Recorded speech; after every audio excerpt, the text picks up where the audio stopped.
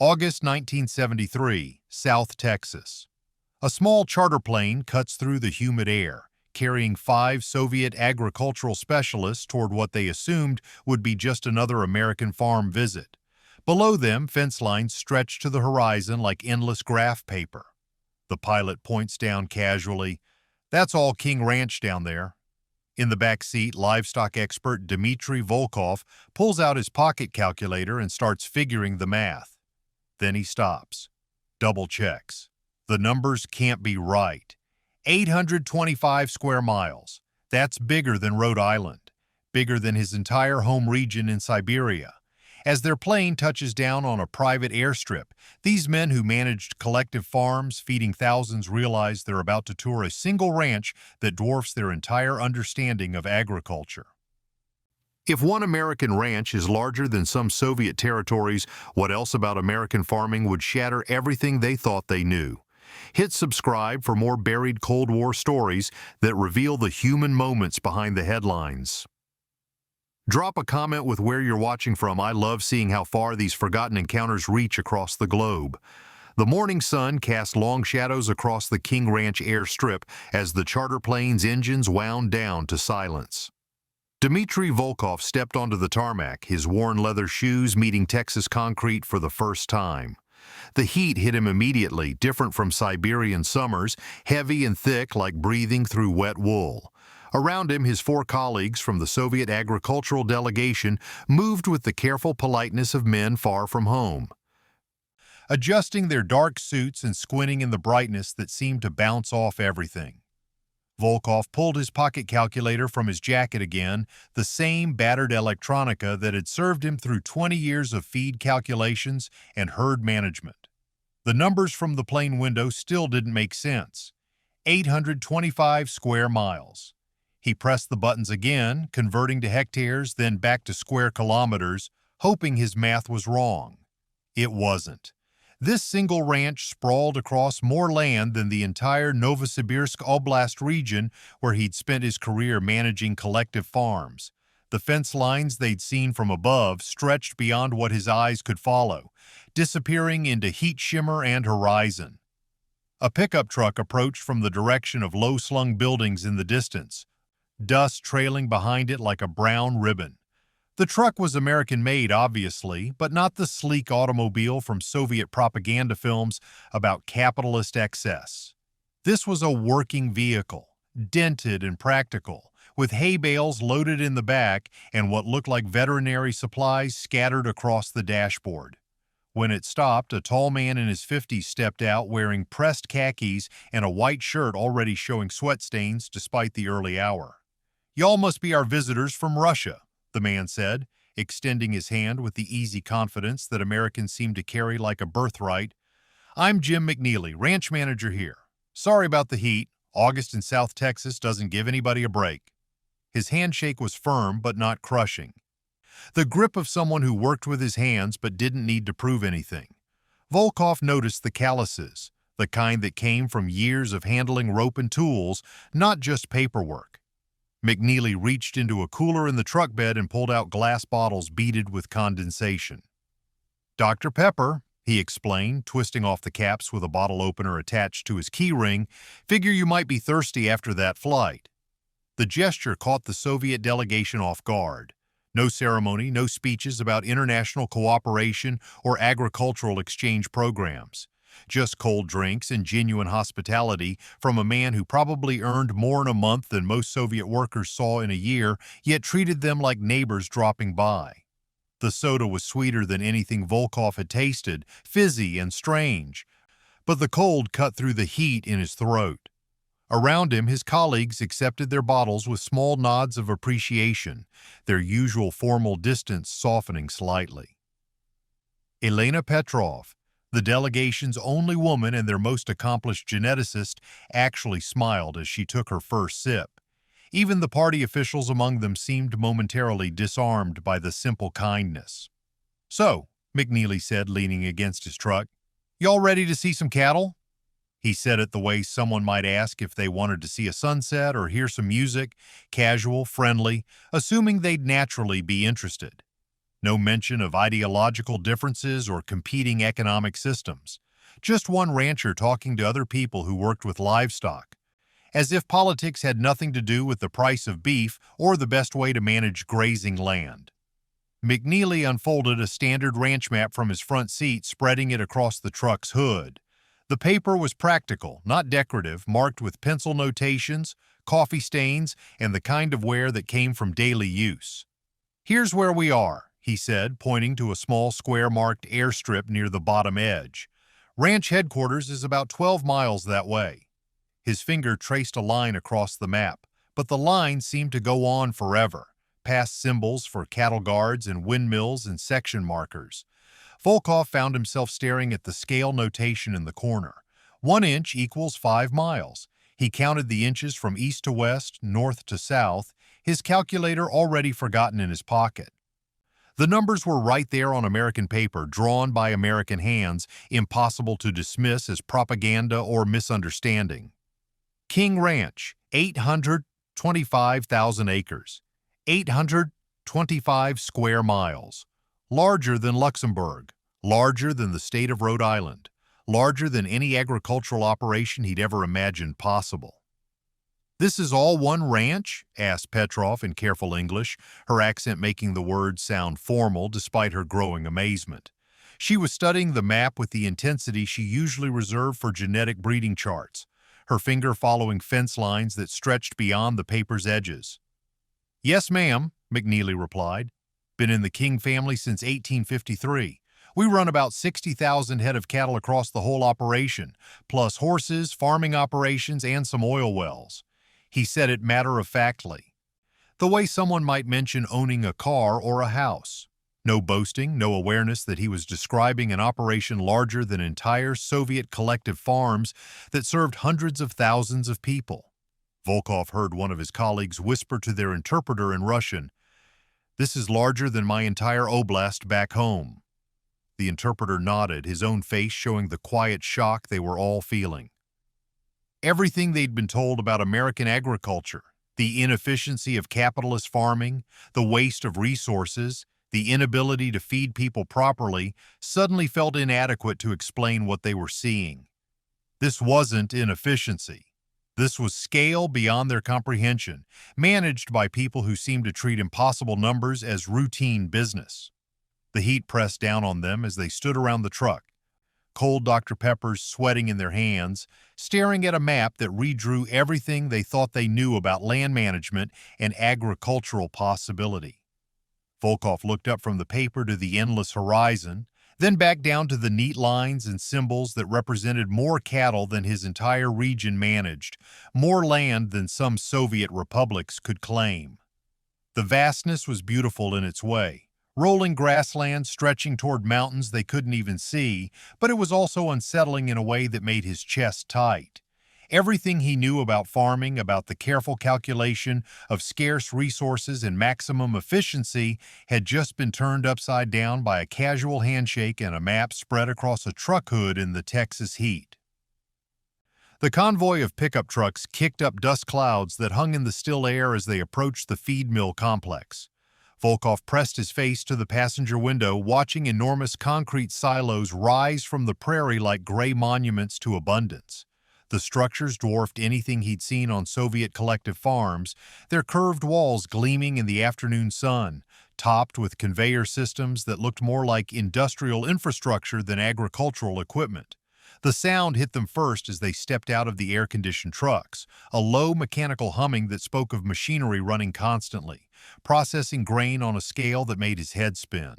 McNeely led them toward the nearest building, a cavernous structure that echoed with the clatter of conveyor belts and the whisper of grain flowing through pneumatic tubes. "We process about 200 tons of feed per day during peak season," he explained, raising his voice over the machinery noise. "Got storage for 2.8 million bushels of milo, corn, and cottonseed." The numbers rolled off his tongue like he was discussing the weather, but Volkov was already reaching for his calculator. 2.8 million bushels. That was more grain than his entire collective farm region produced in 2 good years combined. Inside the feed mill, the Soviet delegation moved like visitors in a cathedral, craning their necks to follow conveyors that disappeared into the ceiling 30 feet above. Grain cascaded from hoppers in golden waterfalls, measured and mixed by machines that required no human intervention beyond the occasional adjustment by workers who monitored gauges and clipboards. Elena Petrov stopped at a mixing station where precise amounts of corn, protein supplements, and vitamins combined automatically according to computer-calculated formulas. Back home, such careful nutrition planning was reserved for prize breeding stock. Here, it was standard practice for ordinary cattle. Each pen gets a different mix, explained the feed mill foreman, a young man in coveralls who spoke with the casual expertise of someone who'd grown up around this level of technology. Computer tells us exactly what each group needs based on age, weight, breeding status, market target date. We can adjust protein levels, add medications, whatever the cattle need. He pointed to a wall chart showing dozens of different feed formulations, each one optimized for maximum weight gain and health outcomes. Volkov studied the chart with growing amazement. The level of scientific precision applied to everyday cattle feeding surpassed what most Soviet agricultural institutes achieved in their research programs. They walked from the feed mill to the feedlot itself, and the scale hit them like a physical force. 15,000 head of cattle spread across pens that stretched to the horizon, each pen holding more animals than many collective farms managed in total. The cattle were sleek and healthy, standing knee-deep in specially formulated feed that was delivered by trucks following precise schedules calculated to the hour. Water flowed constantly from automatic systems that monitored consumption and adjusted flow rates based on temperature and cattle density. The operation ran with the mechanical precision of a factory, but these were living animals, each one representing more beef than most Soviet families saw in a year. "How do you prevent theft?" Volkov asked, the question coming out before he could stop himself. It was the kind of calculation that consumed Soviet farm managers, how to secure valuable feed and livestock from desperate workers and neighbors. The American foreman looked genuinely confused for a moment, as if the question had been asked in a foreign language. "Theft?" the foreman repeated, glancing around the open pens where feed piled in mountains and cattle wandered freely between feeding stations. "From who? I mean, who's going to steal a 1,500-pound steer?" He laughed, not mockingly, but with genuine puzzlement. "And the feed. There's just so much of it. If someone took a truckload, we probably wouldn't notice for weeks." The casual admission hung in the air between them, abundance so complete that theft became meaningless, waste absorbed as a cost of doing business rather than a catastrophic loss. The Soviet visitors exchanged glances, processing not just the numbers but the mindset behind them. In their world, every pound of grain was accounted for, every animal tagged and tracked through multiple levels of bureaucracy. Here, the scale made such detailed tracking almost irrelevant. They were witnessing abundance as a management strategy rather than scarcity as a constant threat. At the commodity barn, McNeely showed them the reserve feed supplies. Row after row of covered storage held enough grain to feed a small city through a harsh winter. "We keep about 6 months' worth on hand," he explained, opening massive sliding doors to reveal grain piled in pyramids that reached nearly to the roof.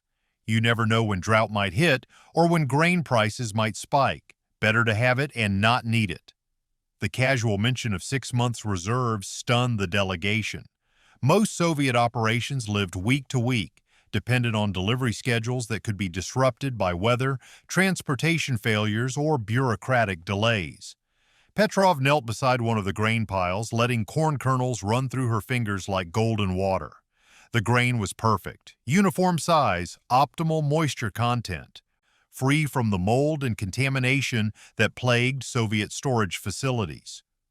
"How do you maintain quality in such large quantities?" she asked, her scientific mind struggling to understand how abundance could coexist with such consistent standards. "Climate control," replied the barn supervisor, pointing to temperature sensors and ventilation systems that maintained optimal storage conditions automatically. "Computer monitors everything: temperature, humidity, even carbon dioxide levels. If anything gets out of range, alarms go off and the system adjusts." He gestured toward a control panel that looked more sophisticated than equipment Volkov had seen in Soviet research facilities. Costs more up front but saves money in the long run. No point in storing grain if it's going to spoil. As they walked back toward the trucks over Cattlemen, Volkov found himself calculating not just the numbers but their implications. King Ranch's daily feed consumption exceeded what his collective farm produced in good months. Their reserve grain supplies could feed his entire region through a crisis. Yet none of the Americans seemed to consider this remarkable. They spoke of millions of bushels and thousands of cattle with the same matter-of-fact tone they might use to discuss household grocery shopping. The late afternoon sun cast long shadows across the feedlot as the delegation climbed back into the pickup trucks. Behind them, the feed mill continued its steady humming, processing grain into precisely calibrated nutrition for cattle that lived better than many Soviet citizens. The machines would run through the night, automatically mixing and delivering tons of feed according to computer calculations that optimized every nutrient for maximum growth and health. It was abundance as engineering, efficiency as luxury, scale as routine business practice in a world where theft was impossible because there was simply too much of everything to steal. The distant whoop-whoop-whoop of helicopter rotors cut through the morning stillness as the Soviet delegation gathered near the ranch headquarters. Volkov shaded his eyes against the rising sun, watching two aircraft approach from different directions, flying low over the grassland with the casual precision of military operations. But these weren't military helicopters. They carried no weapons, no soldiers, just pilots in cowboy hats and what looked like ordinary ranch hands hanging from open doorways with coiled ropes in their hands. The machines settled onto the ground with practiced ease, their rotors still spinning as men jumped out and began unloading equipment that looked nothing like the farming tools Volkov had spent his life around. "Morning, boys," called McNeely to the helicopter crews, his voice carrying the easy familiarity of people who work together daily. "We're going to gather the south pasture today, about 50,000 acres, maybe 3,000 head scattered through there." He pointed toward a horizon that showed nothing but grass and occasional mesquite trees. "Our visitors here want to see how we do a roundup American style." The helicopter pilots nodded, checking weather conditions and radio frequencies with the methodical preparation of people who turn the impossible into routine. Carlos Martinez appeared from the direction of the horse barns, leading a string of quarter horses that moved with the fluid grace of animals bred for specific work. But these weren't movie cowboys' horses. They wore numbered halters connected to detailed breeding records, their bloodlines tracked through generations of careful genetic selection. Martinez himself carried equipment that would have puzzled any cinematic cowboy: a two-way radio clipped to his belt, a vaccination gun that looked like something from a medical facility, and a portable computer tablet protected by a leather case worn smooth from daily use. "These horses know cattle better than most people know their own families," Martinez explained to Petrov, who was studying the animals with the professional interest of someone who understood genetics. "This mare here, her grandmother was working cattle on this same range in 1950. We breed for intelligence, stamina, and what we call cow sense, the ability to read cattle behavior and respond faster than any human could think." He demonstrated by whistling softly to one of the horses, which immediately shifted position to block an imaginary steer's escape route. The response was so automatic, so perfectly calibrated, that it seemed almost supernatural. The roundup began with the helicopters lifting off and spreading across the vast pasture, their pilots reading the landscape like aerial shepherds. Through the aircraft radios, the Soviet delegation could hear constant communication between air and ground crews. Coordinates called out in calm voices as cattle were located and gently pushed toward gathering points. "Got about 200 head in Sector 7, crackled one pilot's voice. "Moving them toward the north fence line now. Ground crew, you should see them in about 10 minutes. What amazed the visitors wasn't just the technology, but how seamlessly it integrated with traditional skills. Martinez and his fellow cowboys used their horses to guide cattle with the same intuitive understanding that had worked for generations, but now they coordinated their movements through radio communication and GPS positioning that allowed them to cover distances that would have taken weeks in earlier eras. A single day's roundup gathered cattle from an area larger than many Soviet collective farms' entire territory. The cattle themselves moved with surprising calm through this high-tech choreography. These weren't wild animals driven by force, but livestock accustomed to human management, responding to signals and movements that had been refined through decades of breeding and training. Each animal wore numbered ear tags connected to computer records that tracked everything from birth weight to vaccination schedules to breeding history. When Martinez pulled out his vaccination gun to treat animals that needed updating, he first consulted his tablet to confirm which vaccines each animal required based on its individual medical record. "Every cow has a story," Martinez explained to Volkov as they watched cattle flow past like a river of brown and black hides.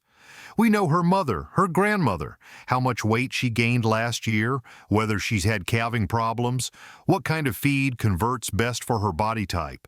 It's not just ranching, it's individual animal management on an industrial scale." He pointed to specific cattle as they passed, rattling off details about their genetic lines and performance records with the casual expertise of someone who had memorized thousands of individual life histories. The scale of knowledge required stunned the Soviet visitors almost as much as the scale of land and livestock. These weren't simple cowboys driving cattle with whips and shouts, but highly trained specialists who combined veterinary knowledge, genetic science, computer technology, and traditional horseback skills into a seamless operation. Many of the ranch hands possessed practical expertise that exceeded what Volkov had seen in Soviet agricultural institutes, yet they spoke with the humble matter-of-factness of people who considered their knowledge routine. As the helicopters herded the final groups of cattle toward the gathering point, Petrov found herself in conversation with one of the pilots during a refueling break. "How long did it take you to learn to read cattle behavior from the air?"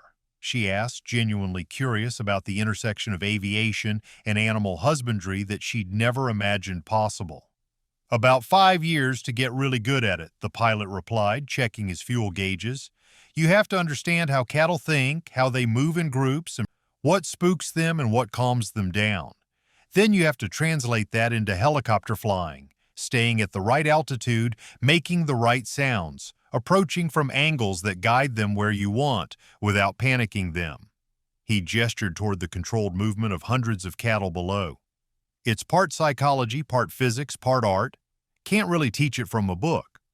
The roundup concluded with cattle flowing into sorting pens where they were separated by age, breeding status, and market readiness with the efficiency of an assembly line.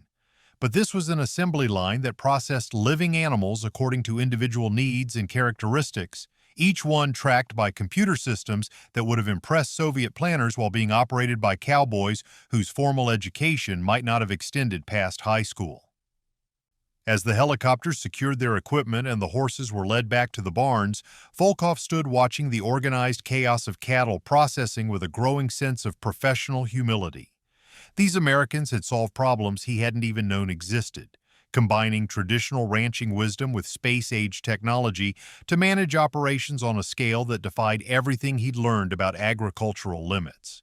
The cowboys who had impressed him most weren't the ones with the fanciest equipment, but the ones like Martinez who understood both the old ways and the new ones, translating between centuries of accumulated wisdom and cutting-edge innovation with the quiet confidence of people who had mastered their craft through years of daily practice rather than theoretical study.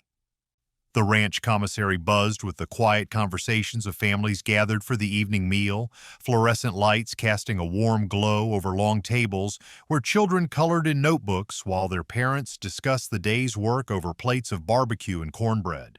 The Soviet delegation sat among them, no longer the formal visitors from that morning, but tired men and women processing what they'd witnessed, their notebooks filled with numbers that seemed to grow more impossible with each page.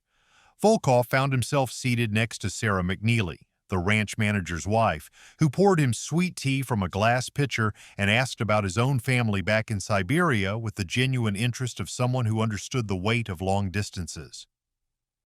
47 miles to the nearest town, Sarah said when Volkov mentioned how isolated the ranch felt despite its vastness. 63 miles to a real grocery store, 85 to a hospital. When the children were small, I used to count the days between seeing another woman who wasn't ranch family. She gestured toward the families around them. 3 generations eating together in a building that served as social center, meeting hall, and community heart for people scattered across an area larger than some European countries. It's not loneliness exactly, but it's something. You know everyone so well that privacy becomes precious, but you also depend on each other in ways that city people never understand. At the next table, Tom Henderson, a cowboy in his 60s, was showing photographs to Elena Petrov from a wallet worn soft with handling. Lost the family ranch in '68, he explained, his weathered hands steady as he pointed to black and white images of a much smaller operation. 3 generations, gone in one bad year. Drought killed the grass, cattle prices dropped, bank called the loans due. His voice carried the matter-of-fact tone that ranch people used for discussing disaster, but Petrov could see the pain that lingered around his eyes. King Ranch hired me on, and I'm grateful for the work, but it's different when you're working someone else's land instead of your own. The conversation at their table turned to the risks that came with scale. McNeely's father-in-law, a man in his 70s who'd worked ranches through multiple economic cycles, pulled out a worn notebook filled with weather records dating back to 1943.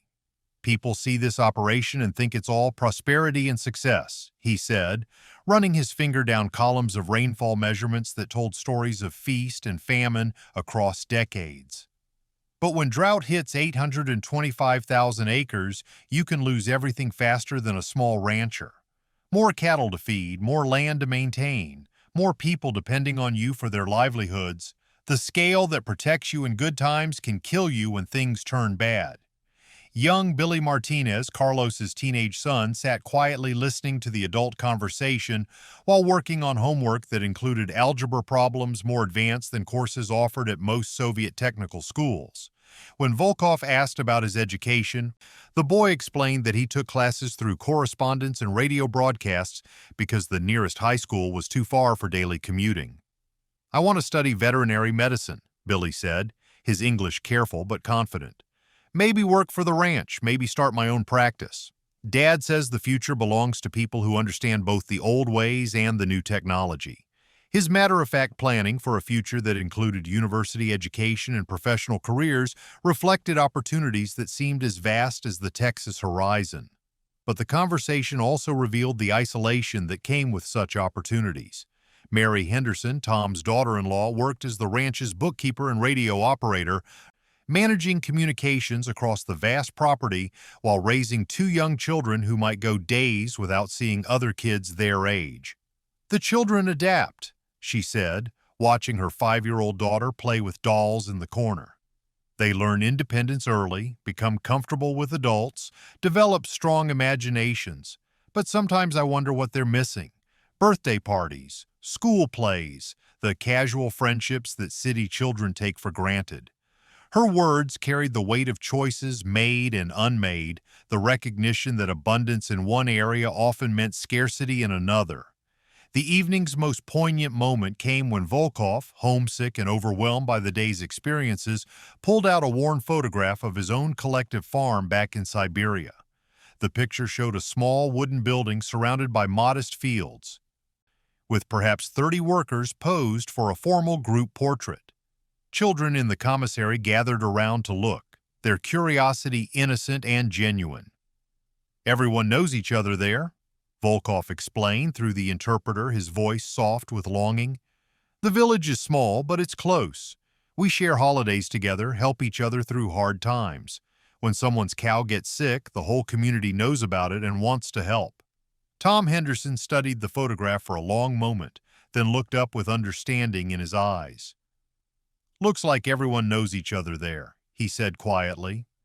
"That must be nice." The simple words carried across the cultural divide with surprising force.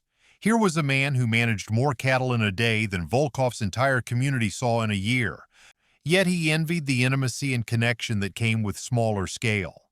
The vast efficiency that had impressed the Soviet visitors suddenly felt impersonal and isolating to someone who had lost his own family's small ranch to economic forces beyond his control.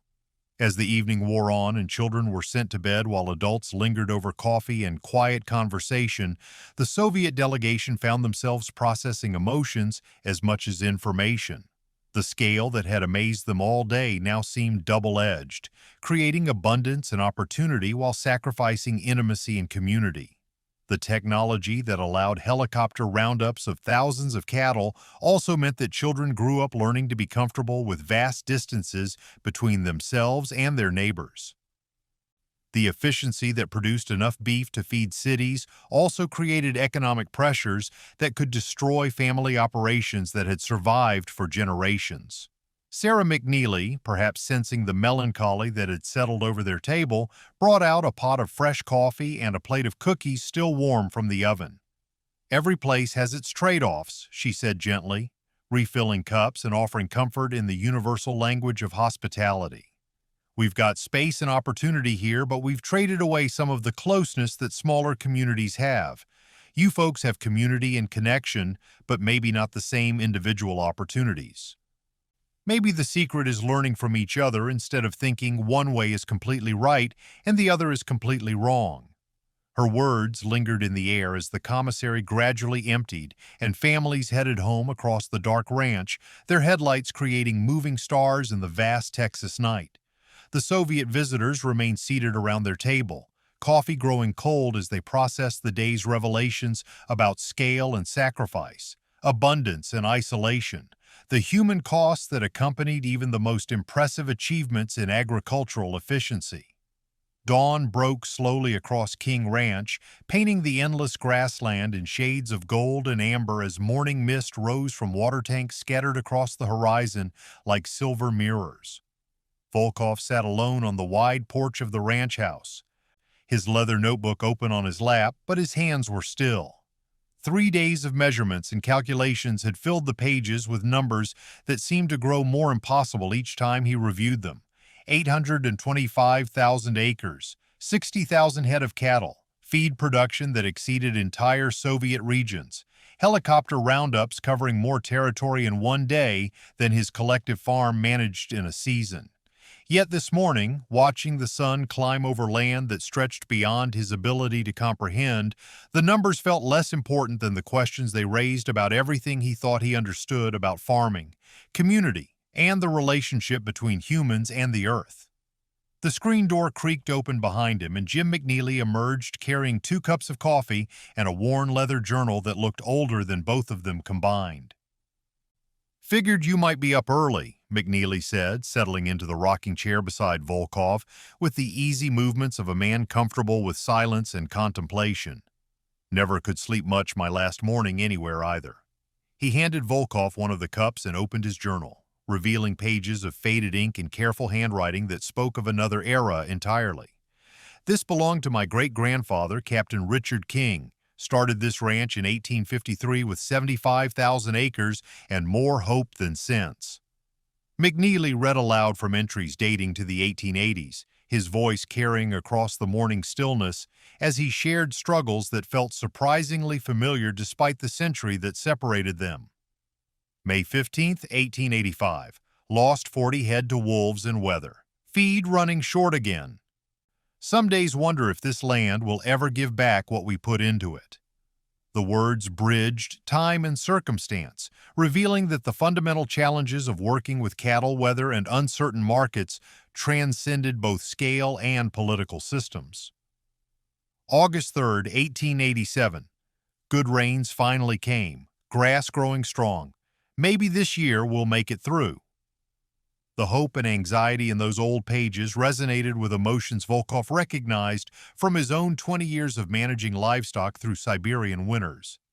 As the morning progressed, other members of the Soviet delegation emerged from the guest quarters, joining the quiet conversation on the porch as ranch families began their daily routines in the distance.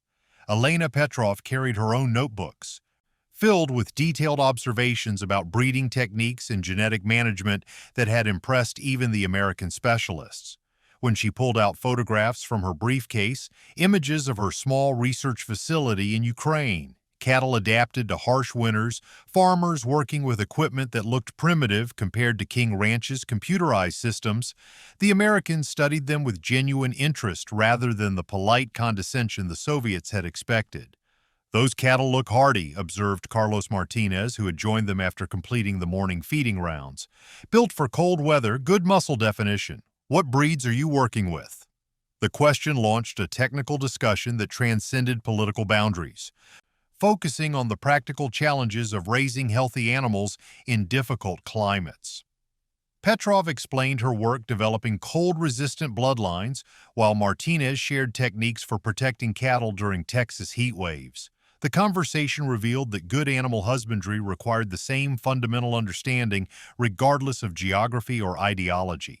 McNeely showed them maps comparing King Ranch's evolution from its original 75,000 acres to its current size, explaining how each expansion had been driven not by conquest, but by the practical needs of sustainable cattle management in semi-arid country. "Takes about 25 acres to support one cow year-round in this climate," he explained, his finger tracing boundary changes that had occurred over generations. "My great-grandfather figured that out through trial and error. We've just refined the calculations with better technology." The Soviet visitors found themselves nodding in recognition. The same land-to-livestock ratios they used in their own planning, just applied across distances that still seemed impossible to grasp.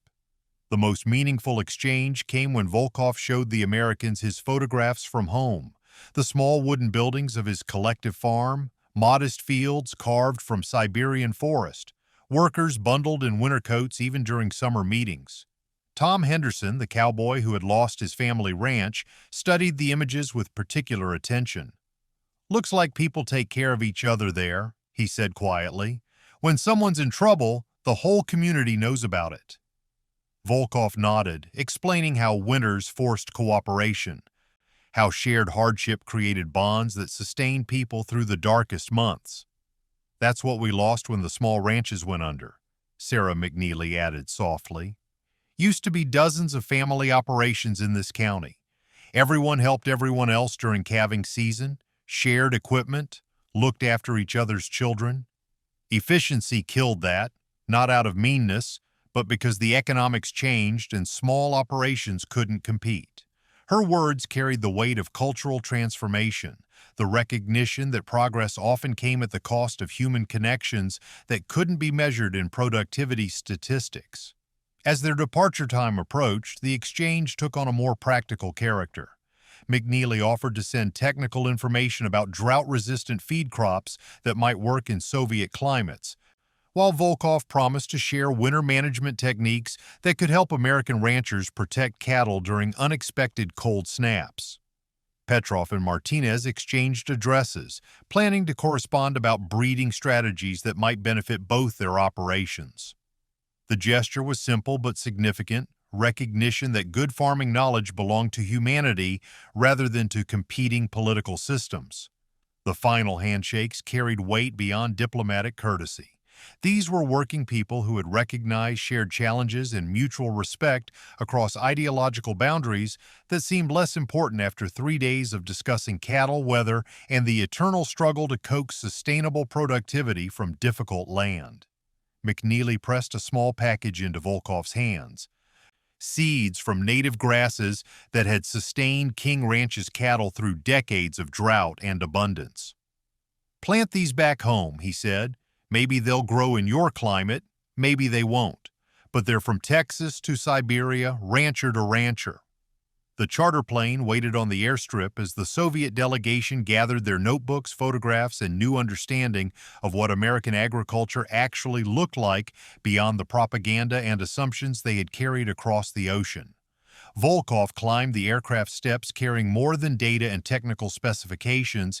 He carried the knowledge that good people working with animals and land faced similar challenges regardless of the political systems that governed their lives, and that respect for the difficult work of feeding people could bridge even the widest cultural divides. As the plane lifted off over the vast Texas grassland, Volkov pressed his face to the window one final time, watching fence lines and cattle disappear into the heat shimmer and horizon. The scale still amazed him, but now it seemed less threatening and more instructive. Evidence that abundance was possible without sacrificing the fundamental values of hard work, respect for animals, and care for the land that sustained them all.